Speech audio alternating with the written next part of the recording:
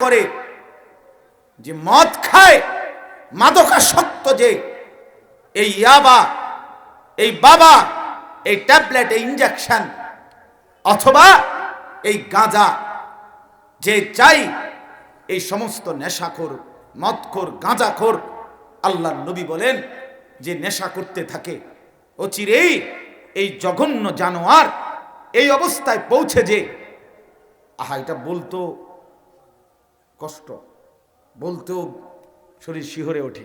আল্লাহর নবী বলেন যে নেশা করে এই নেশাখোর, গাঁজাখোর, মদখোর অচিরেই তার অবস্থা এমন হয় সে আপনজন ওয়াকা আলা আম্মাতিহি ওয়া খালাতিহি, সে আপন মামি, আপন ফুফি, আপন খালা, আপন মামাতো বোন, আপন ফুফাতো বোন, আপন চাচাতো বোন, আপন খালাতো বোন, এরকম আপন জনের উপরে জিনা এবং ব্যভিচার করতে উদ্যত হয়।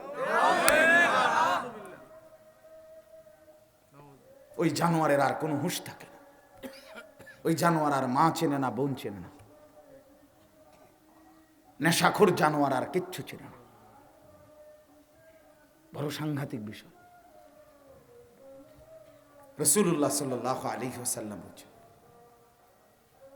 উম্মুল খাবাইস লা তাশরাবিল খামরা, মদ খেও না, ফাইন্নাহা উম্মুল খাবাইস। সমস্ত খবিস, সমস্ত নাপাকি, সমস্ত নোংরামির মূল, গোড়া, শেকড় নেশা। নেশা। কোরআনুল কারীম আল্লাহ বলছেন যে নেশা করে সে শয়তানের হাতে নিজেকে তুলে দেয়,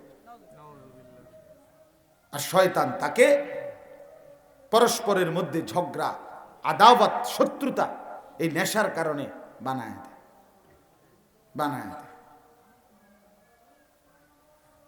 নেশার কারণে, এই ইয়াবার কারণে, এই মদের কারণে, এই ট্যাবলেটের কারণে।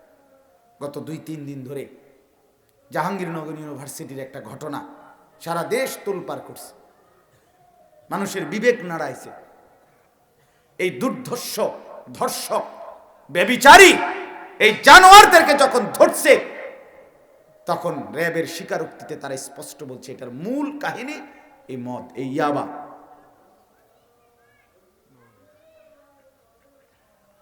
লক্ষ লক্ষ যুবক যারা নেশায় আক্রান্ত, তারা জেনাতেও আক্রান্ত।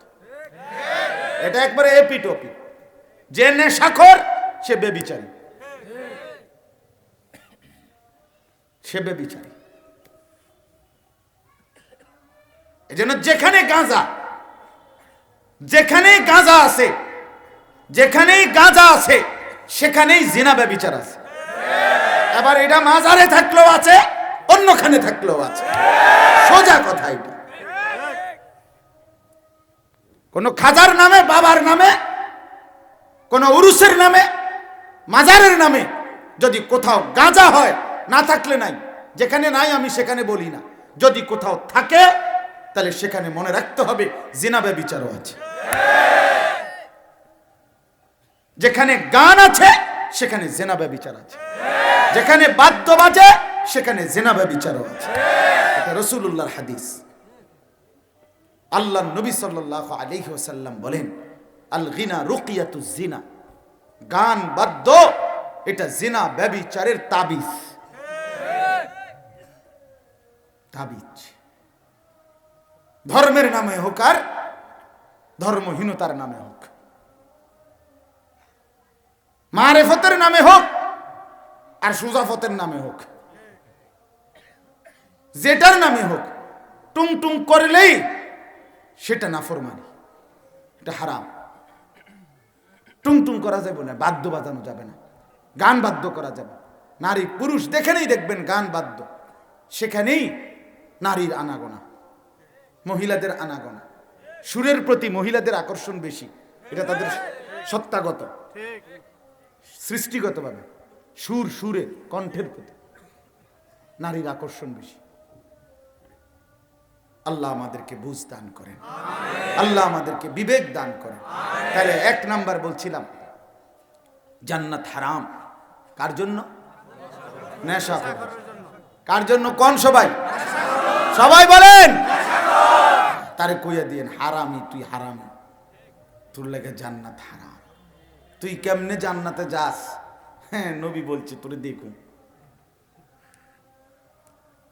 ওয়া আকুল ওয়ালিদাইন, 2 নাম্বার হলো পিতা মাতার অবাধ্য সন্তান, মা বাবার নাফরমান সন্তান, মা বাপকে যে কষ্ট দেয়, মায়ের অবাধ্য, বাবার অবাধ্য, বাবা মার উপরে যে জুলুম করে, বাবা মার হক যে আদায় করে না, হক আদায় করে না, আল্লাহ নবী সাল্লাল্লাহু আলাইহি সাল্লাম বলেন তার জন্য জান্নাত হারাম।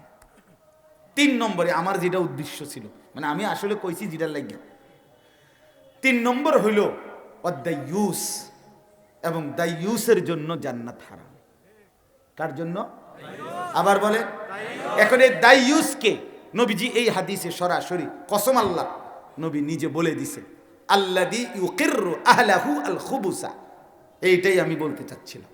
নবীজি বলেন এবং দায়ুসের জন্য জান্নাত হারাম। এখন দায়ুসকে, যে তার নিজের পরিবারের জন্য, স্ত্রী সন্তানের জন্য খোদার কসম রসুল বলে নাপাকি, অশ্লীলতা, বেহায়াপনা, অসভ্যতা, নোংরামি, নাফরমানি যে মেনে নিছে, স্বীকৃতি দিছে, ওই ব্যক্তিকে বলে দায়ুস। রসুল বলে তোর জন্য জান্নাত হারাম। তাহলে আমনে যে আমনের বেডির লেগা, আমনের জিফুতের লেগা, আমনের বিল দিয়া, ডিশের বিল, কারেন্টের বিল দিয়া টেলিভিশন আপনি মাইনা নিছেন না? হ্যাঁ, কিতা ঘটনা কিতা? কেমনে যাবেন বেহেস্ত? এই সাধনে গপ মাইরা, হ্যাঁ, ফাকনা ফাকনা কথা কইয়া, হ্যাঁ, বিড়ি খায় আবার কয় হুজুর রাইতে একটা ফ্যাঁস লাগাই রাখছে দেশটার ভিতরে। 12 রকম হুজুর, 13 রকম কথা কয়। নাফরমান তোরে কোন হুজুরে কইছে বিড়ি খাইতো? সাদওয়ানে টেলিভিশন চাইতে কইছে কোন হুজুরে? কথা বলেন না কেন?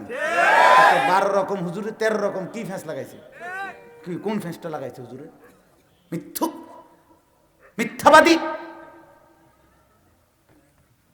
অতএব এটা খেয়াল করতে হবে।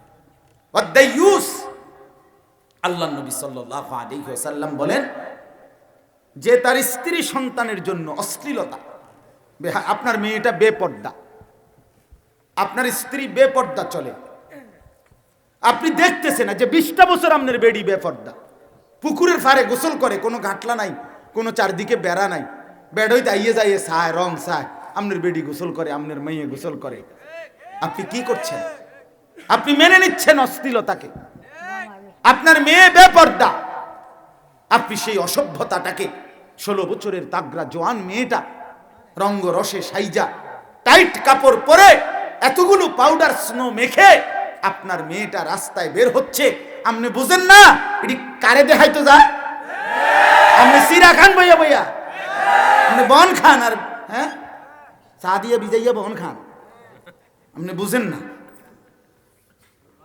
আপনি বুঝেন না আপনার মাইয়া কই যায়, আপনি মেনে নিচ্ছেন। সোজা কথা, সাফ কথা। রাগ হইলে আর আইতাম না, এমন আইবার 2বার আইবার খেয়ালে ওয়াজ করি না,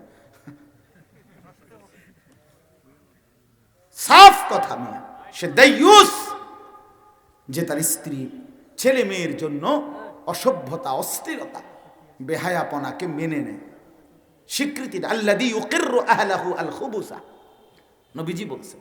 এটা কোনো আলেমদের ব্যাখ্যা না, বা রাসূলুল্লাহর হাদিসের শব্দ সাল্লাল্লাহু আলাইহি ওয়াসাল্লাম। আমার বাপ, আমার কথা শেষ। আমি মূল বক্তব্য এটা দিতে চাইছিলাম, হায়াতের কদর করে, জিন্দেগির কদর করে। এরে বাপ, প্রতিটা নাফরমান পাপী আজকের এই সময়গুলো যারা নষ্ট করছে, অনেক বেশি চিৎকার করতে হবে। তালফাহু ওয়ুজুহাহুমুন নার ওয়া হুম ফিহা কালিহুন। আল্লাহ তাআলা কোরআনে বলে জাহান্নামীকে তার চেহারা, জাহান্নামের মধ্যে 2 গাল, কড়াইয়ের মধ্যে উত্তপ্ত তেলে মাছ যেমনে এক পিঠ আরেক পিঠ চাপ দিয়া দিয়া ভাজি করে, চাপ দিয়া, কসম আল্লাহ, আল্লাহ তাআলা বলে জাহান্নামের চেহারা জাহান্নামের আগুনের মধ্যে এইভাবে চাপ দিয়ে দিয়ে দগ্ধ আগুনে পোড়ানো হবে, ফলে চেহারাটা ভীষণ কালো হয়ে যাবে। আর জাহান্নামী চিৎকার করবে, আল্লাহ তখন বলবে আলাম তাকুন আয়াতি তুতলা আলাইকুম ফাকুনতুম বিহা তুকাদ্দিবুন। এই নাফরমান, আমার আয়াত তোমার কাছে পড়া হয়েছিল, আমার কোরআন বলা হয়েছিল, কত মোল্লা মৌলবী, কত আলেম ইমাম খতিব, কত মসজিদের ইমাম, কত ওয়াইজ, কত বক্তা, কত পীর, কত মাশায়েখ, কত আউলিয়া চিৎকার করে করে চোখের পানি ফেলে তোমারে শুনাইছিল। ফাকুনতুম বিহা তুকাদ্দিবুন, তুমি মিথ্যা মনে করেছিলে। হ্যাঁ, তুমি কইছো আরে তো সাহেব